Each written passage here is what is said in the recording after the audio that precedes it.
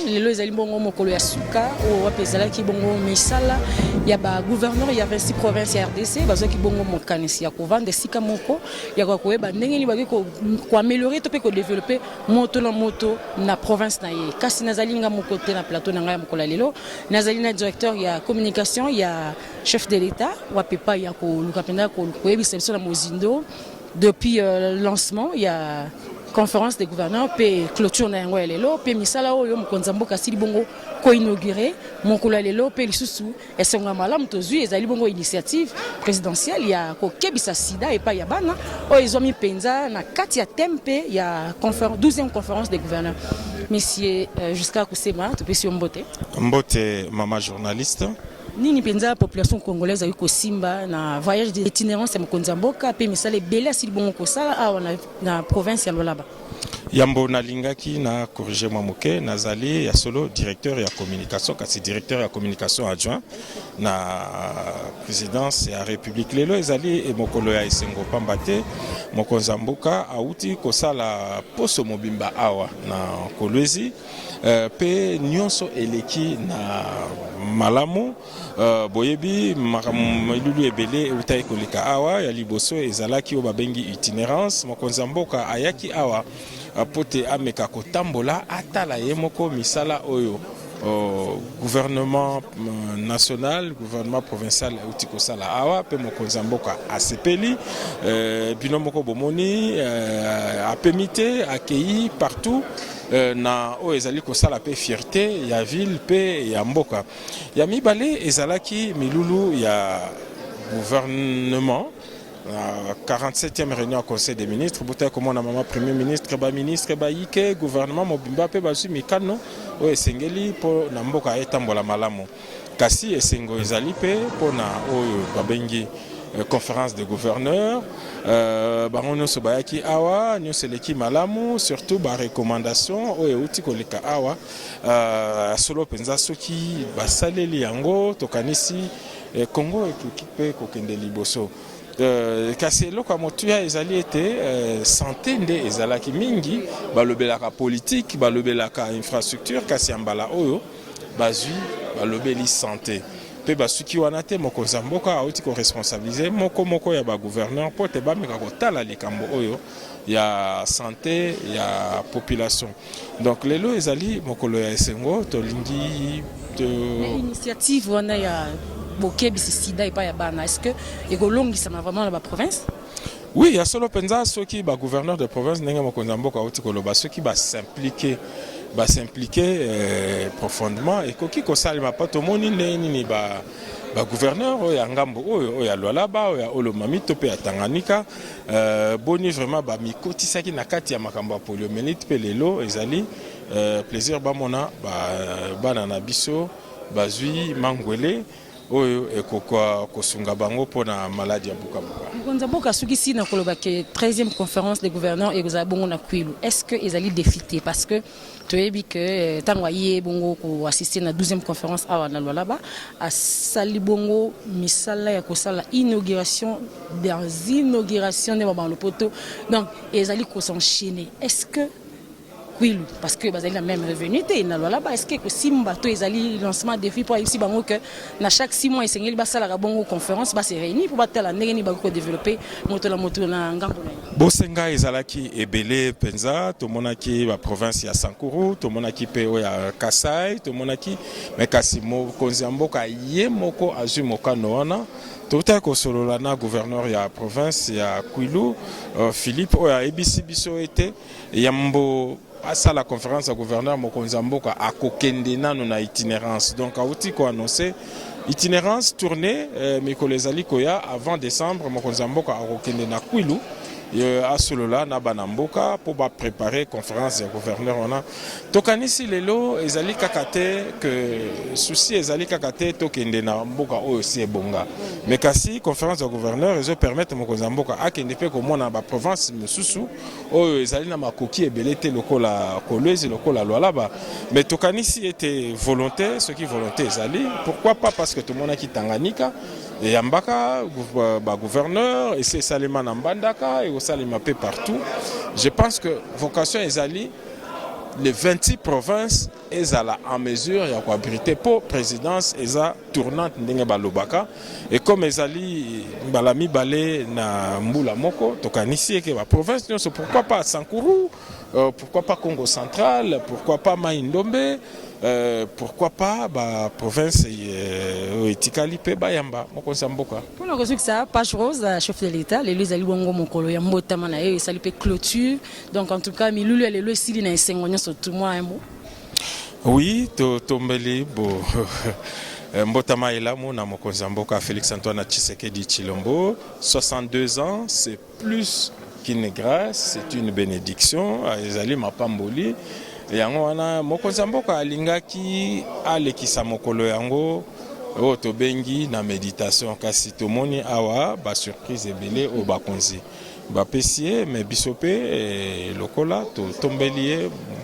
Mbotama Elamu, joyeux anniversaire, monsieur le président de la République, 62 ans, c'est l'âge de la sagesse, c'est l'âge de la maturité et c'est une bénédiction également pour la République démocratique du Congo de vous avoir et que le bon Dieu vous comble de toutes ces grâces et qu'il vous inspire pour prendre de bonnes décisions en faveur de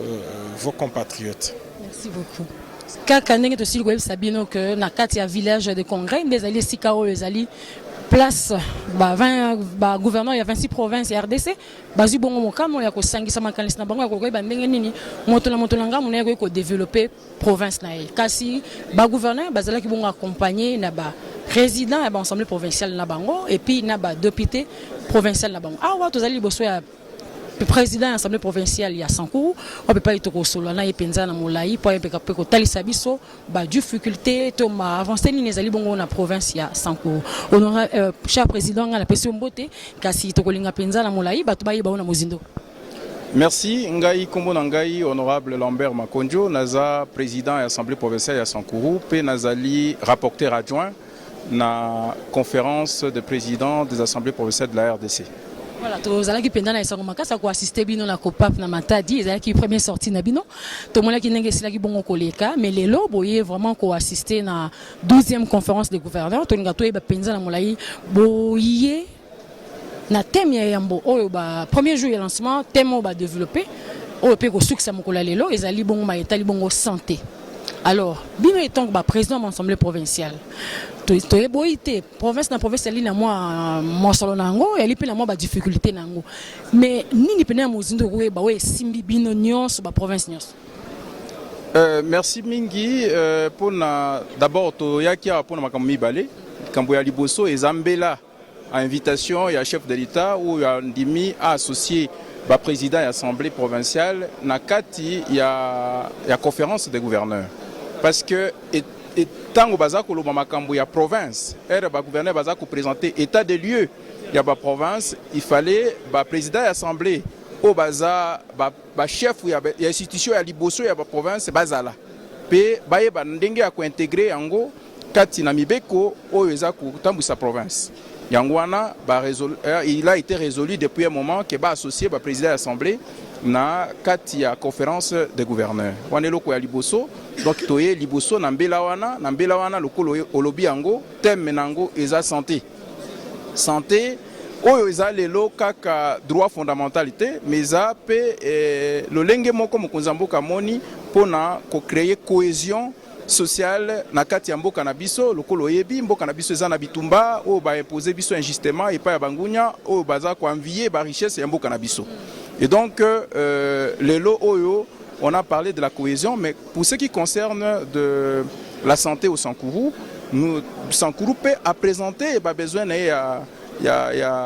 offre ya soins de qualité parce que et pas inabiso, soins eza ya malungate, hôpitaux ya l'état eza construité, eza équipé yango wana tolobeli yango pona soins na cadre ya couverture santé universelle. Projet oyo mokonzi mboka aza ko insister na yango pona ba congolais nyonso bazala na droit ya ko zwa ba soins ya qualité pe bazala na hôpital ya malunga pona ba se faire soigner Donc na Sankuru to présenter qui peut ba besoin na biso pour na kolakisa été Sankuru eza na pasi mingi, c'est une province acclavée pe eza na ba hôpitaux ya Malungati. Donc pour na makambo ezala changer contrairement na kala ndenge ezalaki kaka ba projet ya boyeza kozala orienté kaka na ba province oyo bato baza na accessibilité na ba soins. Au contraire, contrairement à la province, Moussousou Bato, Baza, na mbongo ya se faire soigner. Donc on a parlé de ça et je pense que plaidoyer wana ou tout ça et que vous allez intégrer na ba conclusion, il y a ba travaux, il y a souka où ils a que ça la clôturer les lots le 13 juin 2025 pour na makambo ya Sankuru au état santé et la prise en compte pour na projet wana ya couverture santé universelle ezalaka kana Kinshasa te ezalaka kana Lualaba na Okatanga na Congo central kakate mais ba intégrer ba province mususu lokola province ya Sankuru. En marge ya 12e conférence des gouverneurs Mokonzi Mboka sali bongo inauguration ba ouvrage ebelé. Est-ce que ndepe ba uti koloba ke Mokonzi Mboka lobi na ndenge esengi constitution esengeli après 6 mois milulu ya modèle ya boye et ça la marque. Est-ce que tu as compté dans la province mususu bangopé donc Mokonzi Mboka ko ya pour na peut-être 13e, 14e, 15e conférence de gouverneurs tous à la peine moi ata moko ouvrage ba yuko pe ko inaugurer c'est vrai que province na province ali na mon solo mon côté. Bon, c'est un problème de volonté et donc